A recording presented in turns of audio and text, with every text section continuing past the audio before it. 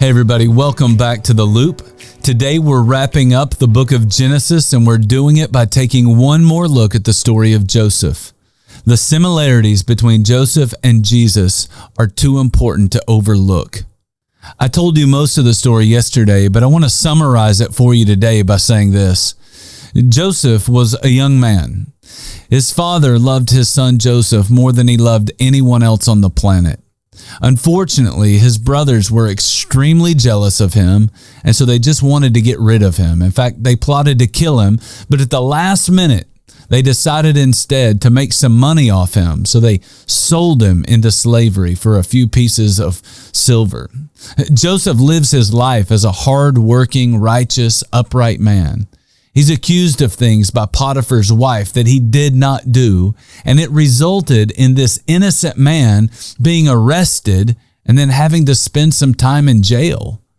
Eventually, Joseph is a man who overcomes against all odds.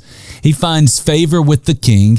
He gets out of prison. He's put in charge of the entire Egyptian empire. He's given a job. His job is to save the people from a severe famine that is coming on the land. This favored son is now working for the salvation of many people. One day, the very brothers who betrayed him showed up in Egypt looking for food, looking for salvation, not knowing that their brother is alive and is now sitting at the right hand of the king.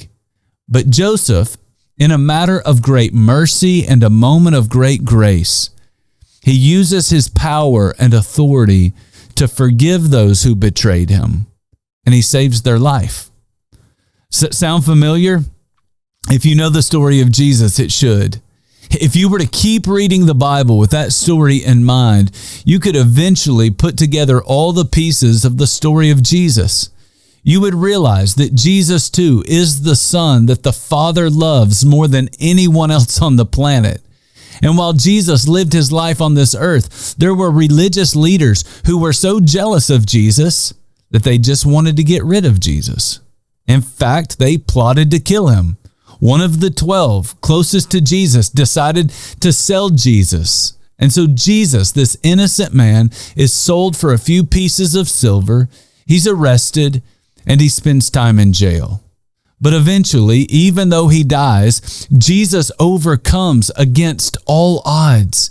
And now he sits at the right hand of the king. And in moments of great mercy and great grace, he uses his power and authority not to condemn those who betrayed him, but to forgive those who have betrayed him. And in doing so, he saves us from death.